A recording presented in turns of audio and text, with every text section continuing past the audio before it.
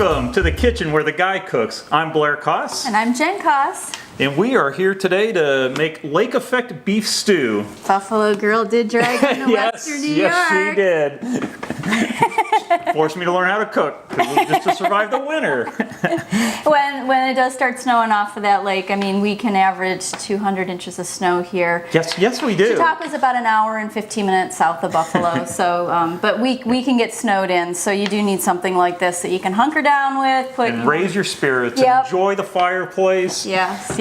So I can see that we've got beef back. There is not a focus on vegetables on this one, I can tell you that.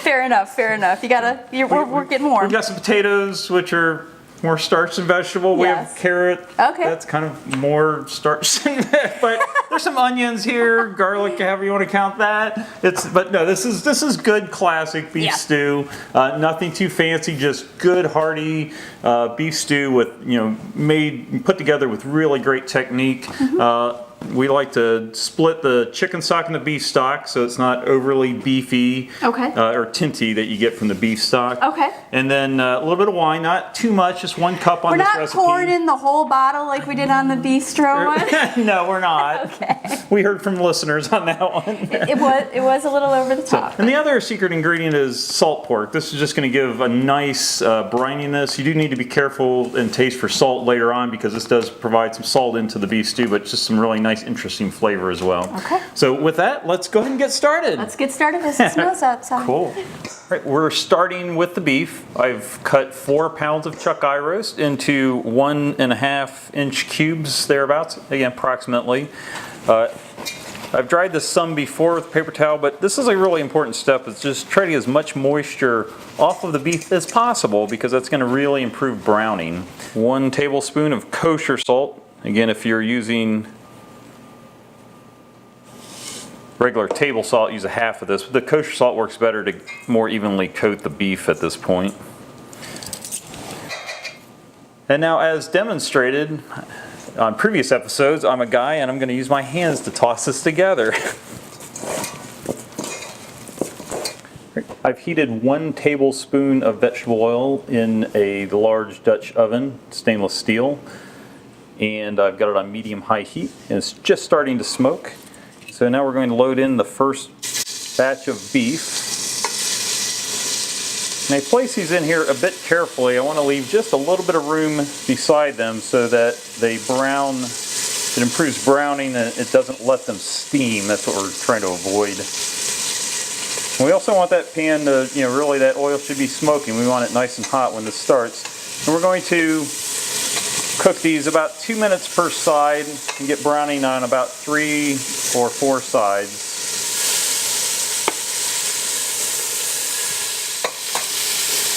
It has been 2 minutes and we're developing a nice brown on the beef, so we're going to flip these around and cook them for another 2 minutes on the next side. And we'll continue to do that through 2 batches or more. All right, it took me 3 batches, 2 minutes per side. And I'm pulling off the final batch of beef into a bowl. And I'm covering this with foil, setting it aside. I'm adding 1 more tablespoon of vegetable oil to the pot.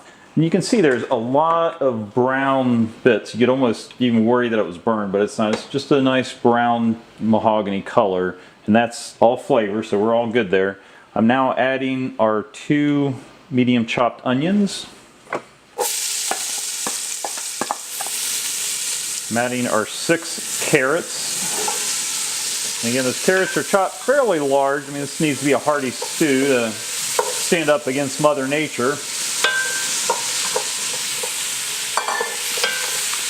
And there's quite a bit of salt in the pan from the beef, so I'm not adding anything there. And this is cooking on medium heat, so I've turned the heat down to medium. And we're going to soften these vegetables a little bit. The onions have loosened up their moisture and have picked up all of that brown fond we saw before. It's now time to add 2 garlic cloves sliced thinly. We're cooking the garlic for 30 seconds. just so it becomes fragrant. Now it's time to add a 1/4 cup of just unbleached white flour, or bleached flour. That doesn't make that much difference. It's just a thickening agent for the stew. We're going to cook this for about 1 minute. We want to make sure all of the flour gets coated in the moisture and it cooks a little bit. It's going to create a little bit more buildup on the bottom of the pot again, as you can see. Alright, the flour is fully cooked into the mix, and we are going to add 1 cup of medium body red wine. I'm using Pinot Noir from France for this one right now. You could also use a Merlot or something like that. Would work just great. And I'm just turning the heat up to medium high, and I'm just lifting off some of that buildup we had in the bottom of the pot. Now's the time to add the beef back into the pot, and there's quite a bit of rendered juices as well in this, so we want all of that to go back into the stew. Lots of good flavor there. I have 2 cups of beef broth.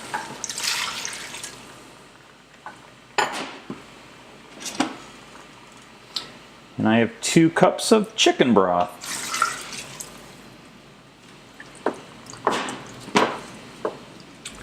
It's taken a few minutes to bring this up to a simmer with the beef and everything going in.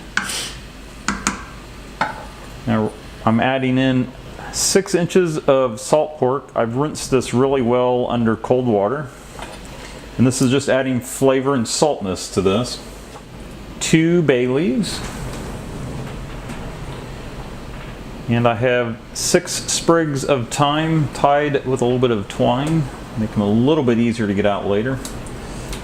I'm sure that'll go well. I'm covering the pot. We're going to place it in the oven.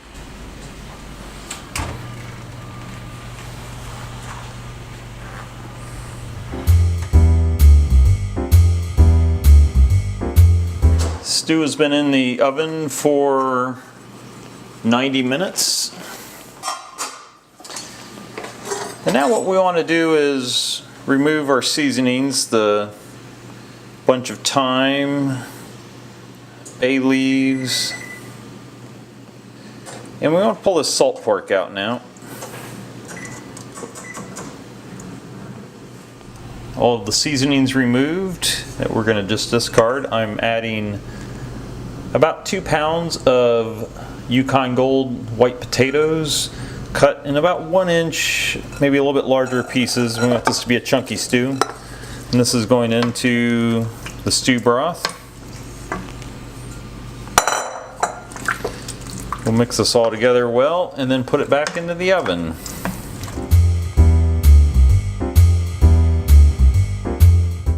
Alright, time to pull the stew out of the oven finally.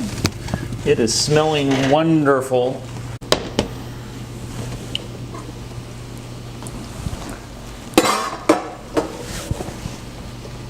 Oh, that's beautiful. I've got it on medium heat just to keep it a bit warm. We want things to meld together for a few minutes here. So now I'm going to take 1/2 cup of water, room temperature, and I'm combining it with 1 packet of the original unflavored gelatin. We're going to combine it with this water. We're just going to let it sit for about 5 minutes, which is exactly the same amount of time that we're going to let the stew kind of meld together. Oh, the color looks beautiful. It's been 5 minutes. Our gelatin has stiffened up a little bit. We're going to pour that in here. And that's just going to give that nice silkiness to the stew. Now I have 1 cup of frozen peas. Got to have a little bit of green vegetable in here for Jen.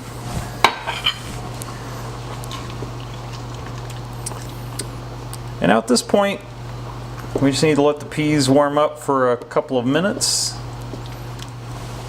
That salt pork really added quite a bit of salt, so we don't need much salt here at this point. I want to add some black pepper. And I always like to grind a little bit of fresh in here. Stir this in, and it is Going to be time to taste. It is tasting time, finally. This has been a long, low-cooked stew. It is. It's dark out, as you can see behind us. Hours and hours have passed. We don't lie on the recipe. The wind is still blowing, though. 3 days of gale force winds 3 here days, in Chautauqua. absolutely. Well, let's see what this tastes like. All right. I get my stamina up for shoveling and plowing snow. That is true. This is really good. The beef, cooking the beef down adds a lot of flavor. The beef's really tender in this. I love the really is. peas. I know you put They're just for you. I know. Optional for the rest of you. They do actually add in some additional flavor, though, so I really like the peas added So in. you say. Yeah, I give this an A-. An A-. That is huge, everybody. Huge for me to get. This is That's a Western New York joke, by the way. Huge. This is comfort food. This is a cold, wintry night comfort food kind of dish. For those of you who checked out the bistro, the French Paris bistro with all the wine in it, that is very rich. It's super rich. So if you're looking for a less rich beef stew option, this knocks it out of the park. This is a good, solid American beef stew It is. meant for those of us who live in wintry climates. You do. You're not the only one that got snickered in Western New York. Go Bills. All right, thank you so much for watching, everybody. Really appreciate it. You can get this full recipe on theguycooks.com and also subscribe to our YouTube channel if you haven't already. Thank you so much. Thank Good you, night, everybody. Stay warm.